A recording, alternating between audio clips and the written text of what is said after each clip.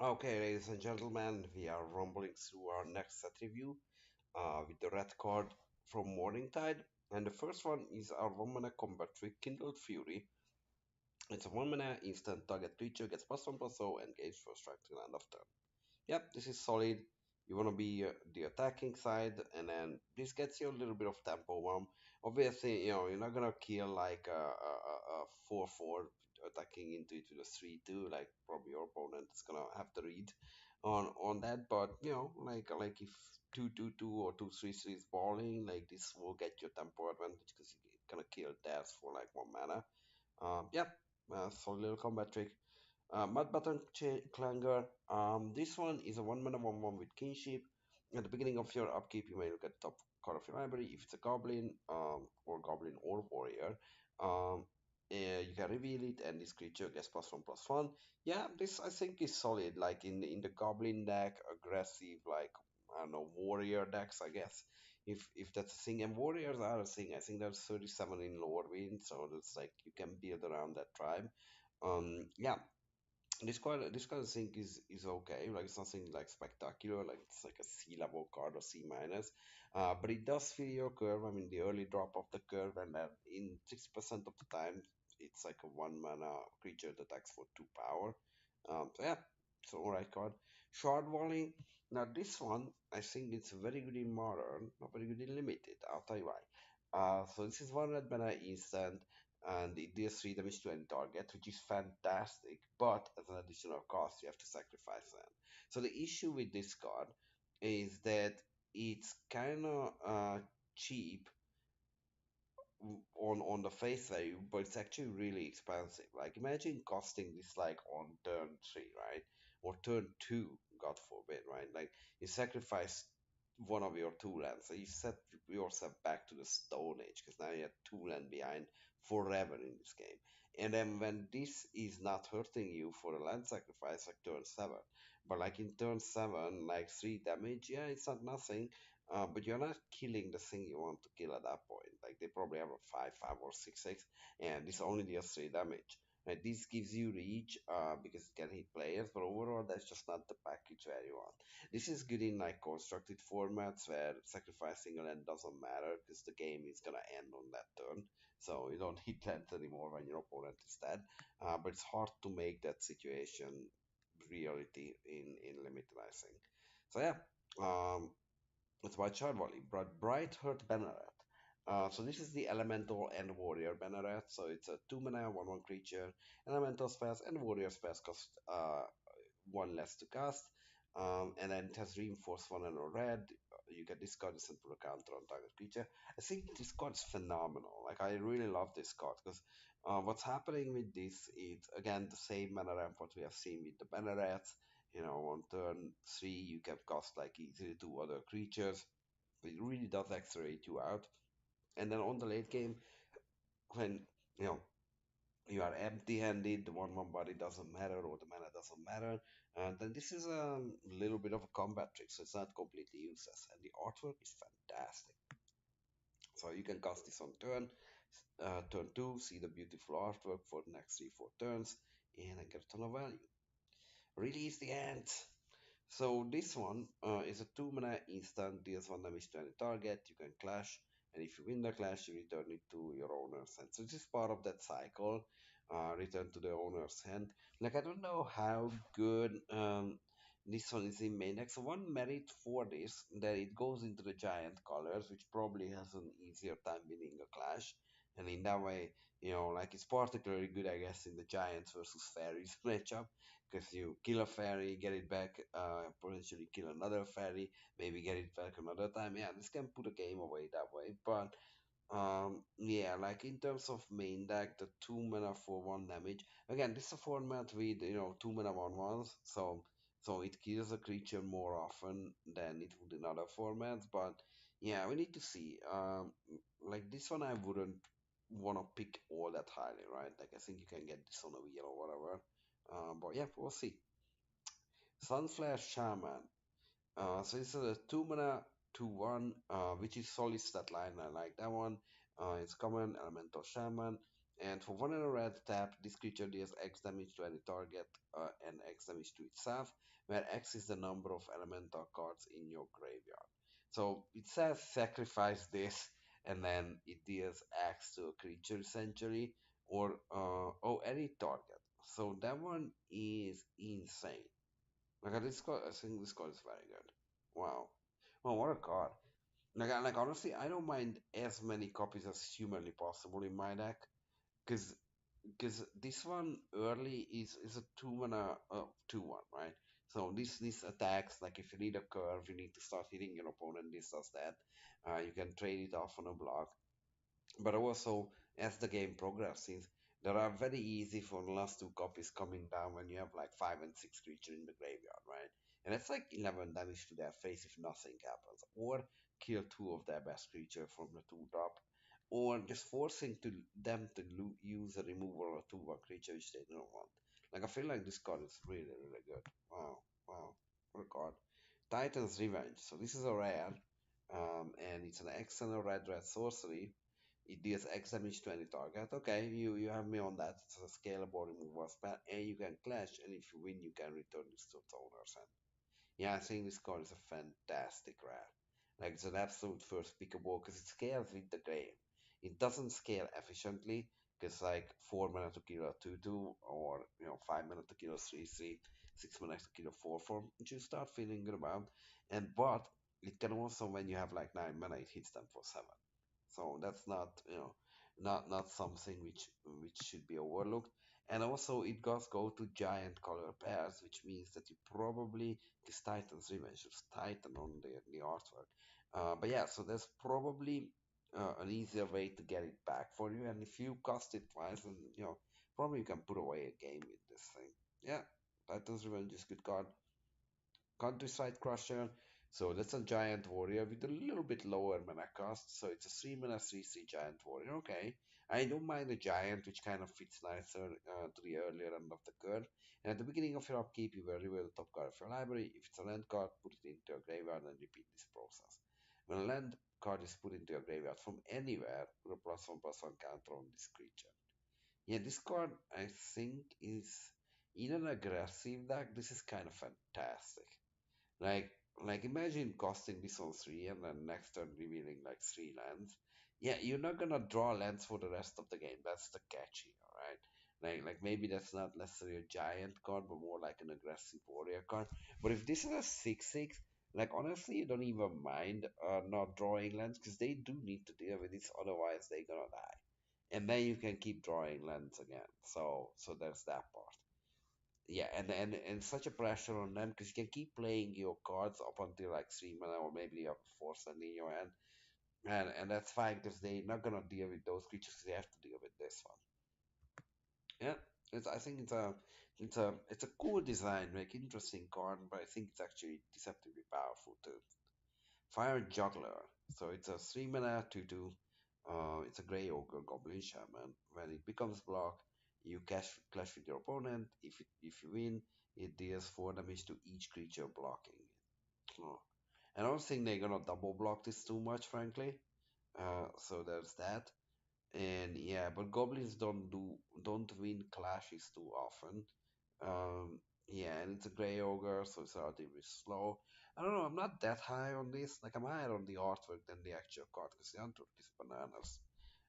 But yeah, I mean it's a filler in goblins. Like goblins, you wanna be on curve. This can attack. Yeah, yeah, but don't write home about this. You can get these on the wheel. I think hostile realm. So it's a 3 mana aura ancient land. Ancient land has target creature can block this turn. Again, don't pick this highly. I think this is gonna come to you when you need it if you are the red based aggressive deck. And I think also that I'm not sure if I'm main decking this. I think it's a fantastic sideboard card if you are the aggressive deck because you want this like one copy on the play because then you can just like push through damage when you are on the forefront because they have like one creature that can block. Next turn you have a remover, kill another one, like make the other one not block again. Like if you have flyers ever, they can never block. It's hard for them to have multiple flyers. But yeah, that's about hostile realm. Like again, like pick it up on the wheel. Don't prioritize this. Rage Forger. So this is a similar elemental shaman, 2/2. When this creature enters, put a +1/+1 counter on each other shaman creature you control. Whenever a creature you control with +1/+1 counter it attacks, you may have that creature deal 1 damage to target player or planeswalker. So this one I think is very powerful in an abstract, right? It comes down if you have like shamans, you distribute like some number of +1/+1 counters. Like if it's 2 or higher, you feel great about this. And then if those shamans are attacking, your opponent just takes like 2, 3, 4 damage unblockable.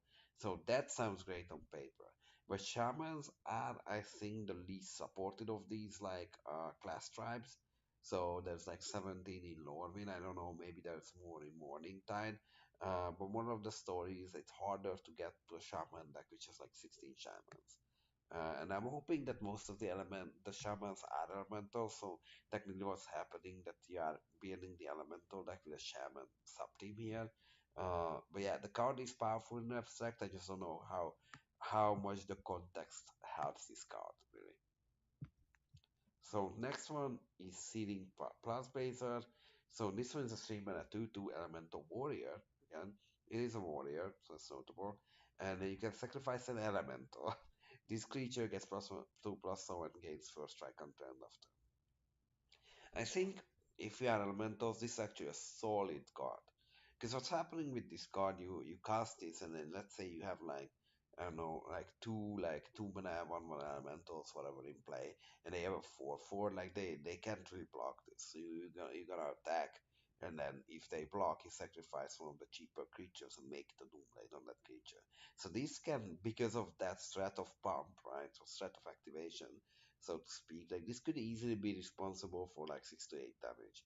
And like obviously you don't want like 15 of these in your deck, but yeah, like one, two copies, you don't mind in that deck, I think. Yeah, Sensation Gorger. So it's a 3 mana Goblin Shaman, 2/2, 3 mana 2/2. So then it has kinship, and the upkeep you reveal the top card. If it's a Goblin or a Shaman, um, then you reveal it, and if you do, each player discards their hands and draw 4 cards. So this one is symmetric on paper. But I think what's good about this card is that if you are on the play, you go like 1 drop, 2 drop, a third land, 3 drop, and they are probably at that point have like 6 cards in hand, and you have like 4. So now you cast this. They discard 6 card, draw 4, and then you discard 4, draw 4. So they actually discarded 2 cards. Like I think that's the power of it. I don't think the allure is when you are top decking and you give both players 2 or 4 cards. That's bad. But more of the story is that you want to be the deck which empties their hand early and then refill, and they actually lose cards on it. And in that way, yeah, there's card equality, but you have more board presence at that time. So, yeah, that's a joke. Shared Animosity. It's a 3 mana enchantment. Whenever this creature you control attacks, it gets +1/+0 until end of turn for each other attacking creature that shares creature type with it. Yeah, I think this one is super powerful. Like this is generating a menacing army from nothing. Like imagine the situation where you have like 4/1/1 whatever, like goblins, right? Like those are attacking now as 4/1s. Like that one is pretty crazy. Your opponent can't really take that much damage. Like this enables really aggressive attacks. Like I think the goblin decks love this. Even the aggressive elemental decks love this. Giants, it's hard to like flood the board with giants because they cost more. But I think Shadow Must is basically good in any red deck. And yeah, like especially if it's heavy on a creature type. Yeah, great card. Like I think this is the first pickable power level card and you build around it for sure. Stomping Slabs. So this one is 2 and a red sorcery. Reveal the top 7 cards of your library, then put those cards on the bottom of your library in any order. If a card named Stomping Slabs were revealed, it deals 4 damage to any target. So this is unfortunately not good. Yeah, the problem with this card is that's just gonna never deal damage. It's an uncommon. So the entire pod will only see 1 or 2, right? Like if you are the player who picking up both of these, then what's gonna happen that in a lot of the cases you're still gonna whiff. Because you cost 1 copy in your hand and on turn 3 your deck still have like 30 cards, so you have a 25% chance of hitting. It's just nothing. Yeah, don't play this card. This is bad. This is an F. Toria Mauler. Now this one I think is a very very good first pick of all card too, because it's a 3 mana 2/2, which is not the reason why it's a very good first pick of all card. It is changeling. That's kind of adds to the reason because it fits into giants, elementals, goblins. But whenever an opponent casts a spell, you may put a +1/+1 counter on this creature. Yeah, this card is sick. I think. Like if you play this like on turn 3, and then yeah, they play that 2/2, then it's a 3/3, and then everything else they play, like this is just growing. Like let's say they play a 2/2, this becomes 3/3 next turn. You kill the you just hit them for 3, pass the turn, play a creature. This is a 4/4. Now you kill that creature what they played. You have a 4/4, they have a 2/2, and next turn you're gonna have like a 5/5. Like this can run away with the game like pretty hard. Yeah, good stuff. Bold weird heavyweights. Yeah, this looks like they eating a lot of pizza. So this is two of them. 4 mana for giant warrior. It tramples. It's huge too. It's 8/8. And then when this creature enters, each opponent may search the library for a creature card and put it onto the battlefield. Then each player who searches the library this way shuffles. So yeah, so high risk, high reward. Speaking of which, so this one is an 8/8. Like it's gonna be hard to brawl. But they're gonna get their best creature, and sometimes their best creature is very much worth getting. So they might have those elemental incarnation or like a bomb rare, and then maybe they do have like a black removal for it. That's a disaster scenario because you can lose the game. But also I think in an aggressive deck, um, this one is pretty good on 4. Like I mean, if they can't like contest this immediately, then yeah, next turn they probably just gonna die. And God forbid you can back this up with like an Oblivion Ring, so whatever creature they got, you Oblivion Ring it and then smack them for like 16 because you already have a board presence. Yeah, I don't know. Like again, this is not like a super high pick rare, right? Like I would probably pick an uncommon over this one 'cause it's very very risky. But like if this rare is past you or like a later pick, then yeah, pick up one. I'll see where it goes. Lightning Crafter. So it's a 4 mana 3/3 Goblin Shaman. There's a lot of shamans, so maybe shamans are more supported here, and that's why it's a good archetype. But anyway, you can tap it and deal 3 damage to any target, and you can champion a Goblin or Shaman. So yeah, so you do need something to exile underneath it, right? And then when it dies, that thing gets back. But the fact that this just dishes around 3 damage to any target every turn after that, I mean, if your opponent doesn't have an immediate remover and this is on the battlefield for like 3 turns, then you won that game. Like, there's no way that they're coming back from it. You gotta kill 2 of their creatures and then start, giving the love to their face. Yeah, solid card, great run. Rivals Duel. 4 mana, choose 2 target creatures that share no creature type. Those creatures fight each other. So this does not kill changelings very well. But like so the cost and rate is super powerful. If this was in any other set, I would say that this is like an A plus removal, right? Because the condition is easy to make. Now this is in the set where the condition itself is hard to make, because a lot of the creatures were shared types because that's the whole point of Lorwyn being a tribal set. Um, but yeah, I mean, look, like don't pick it too early.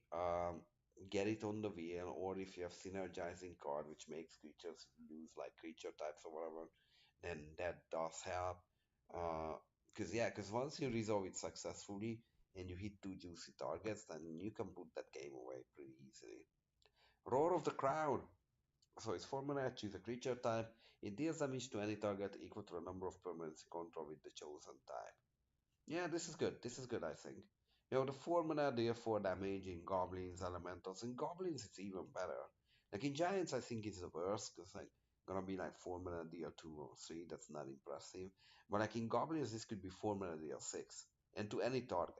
This can finish off your opponent, especially with goblins, which are already aggressive, have a lot of chip damage, or it can just kill their best creatures. Yeah, goblins want this, elementals don't mind this. Um, Giants, yeah, not so much, but you go from there. Stingmagi. So it's a 4 mana common elemental. This creature enters with two +1/+1 counters, because otherwise it's a 0/0. And you can remove a +1/+1 from for 4 mana, destroy target artifact or land. Huh. I don't think this card is very good, but I don't mind the late copy and I put it to my sideboard. And if my opponent shows me a ridiculous artifact, then this is the way to answer that.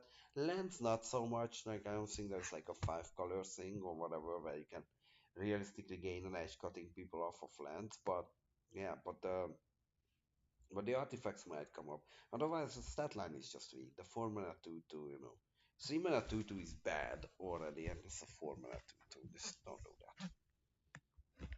So Vengeful Firebrand. So this is a 4 mana elemental warrior, and it's a 5/2, and it has haste as long as there's a warrior in your graveyard, and you can firebreed that. Yeah, this is not bad. I mean, look, I don't think it's like a super duper rare because it does trade with a 2/2, but mind you, uh, 2/2s are tend to cost 3 mana, so this is 4, so you only trade 1 mana up. But the joke with this card that there's a lot of damage out of nowhere because it's gonna get haste a good chunk of the time, and if you have like 6 mana, like this can hit for 7 on the turn it comes down. Yeah, I don't mind this card. And artwork fantastic. Look at how badass she is in two blades. Warspike Changeling. This is a 4 mana 3/3. It's better than 5 mana 3/3s in Lorwyn. It's already up on that. It's a shapeshifter changeling, so all creature types goes into every deck at common and gains first strike for net. Yeah, I like this card a lot. Like I mean, even lately in Lorwyn Eclipse, we see the power of 4 mana 3/3s. But this one with the first strike is pretty good. That's what is kind of cool too. It's like weird but cool. Yeah, good stuff. Warspike changeling goes into a lot of decks. Pyroclast Console. So it's a 5 mana 3/3 elemental shaman. It does have kinship. So you reveal the top card. If it shares a creature type, then what is this? Also, you look at it, and if it shares, you reveal it. And if it matches the creature type, it deals 2 damage to each creature. Wow, that is solid. This card is excellent stuff, I think. Like this mops up the floor so nicely. This is stabilizing boards when you need it. Obviously, you need to watch out to make it somewhat asymmetrical. They shouldn't lose 3 creatures and you're losing 3 creatures. But against a fairy deck, they just like a knockout blow because they can't cost a creature because all of them has like 2 or less toughness, and then they're never gonna keep a board intact and just gonna bash them. Yeah, so that the card has power. Artwork is really good too. Lunk Errant, 6 mana giant warrior 4/4, okay. And when this creature attacks alone, it gains +1/+1 trample until end of turn. Yeah, yeah. And they tend to do it, right? Because giants, they're more expensive, therefore there's less of them. It's more likely that it's okay to attack alone, because this was the only giant. You cast your second creature, but that has summoning sickness anyway. So this is the only attacker, and now it's a 5/5 trampler. The trampler is the big part here. Because a 5/5 for 6 is like whatever, and even though, again, creatures are smaller here, because we have the 5 mana 3/3, so this is a 6 mana 5/5. Way better than that set line. But the real joke is here having the trample, and if you can back this up with a combat trick, God forbid, then yeah, we're talking. Spine Bellows, so it's a 6 mana elemental 6/1, ladies and gentlemen. But, and that's what makes this card ridiculously good, when it leaves the battlefield, it deals 6 damage to target creature. Yeah, this card, and you can invoke it for 1 red red. So if you need to kill something immediately on that turn, this does job. It's already premium removal just on that one. And if you can sweat it out for 6 mana, yeah, this is the world. Because like this is gonna 2/4 them pretty hard. And then like a lot of the cases they can't attack with that good creature because it's like they attack with a 4/4, you block it and kill their like other 4/4 or whatever. Yeah, this card is solid stuff. Generally I'm wary of the 6 mana stat, the 6/1 stat lines, but this one does the work with that. Boardware Intimidator. So this is an uncommon giant for 7 mana. Cowards can block warriors, and it's 5/5 by the way. But who are the cowards and who are the warriors? So this guy is a warrior. And then for red, target creature becomes a coward until end of turn. And then for two and a red, target creature becomes a warrior until end of turn. So yeah, so in a lot of cases, what's gonna happen that you're just gonna make, like your opponent's board cowards, and then you're just gonna kill them. Like this is a game-winning card. And it's also weirdly it has that what is this protection from Nazi elite, because then you can make that a warrior, or that might even be a warrior in itself, and make this a coward so they can't dash touch it down or whatever. But the main use case is that you have warriors, you make them both cowards, and then you hit them very hard. Borderland Behemoth. This is a 7 mana giant warrior. It's 4/4 with trample, but it gets +4/+4 for each other giant you control. Yeah, this card is phenomenal. Like I don't know what we are smoking here, but like imagine you have like a 2 drop changeling, like a 4 drop giant. That alone is a 12/12 with trample. And if you have like 3 giants, it's like a 16/16 trample. Yeah, like they have 1 turn to kill this. And if they don't, like they just gonna die. They just gonna take lethal. Yeah, Borderland Behemoth, super sweet card. So yeah, so that was red for you. Thanks for watching, and we're gonna go through a final stretch with green. Yeah, so see you then.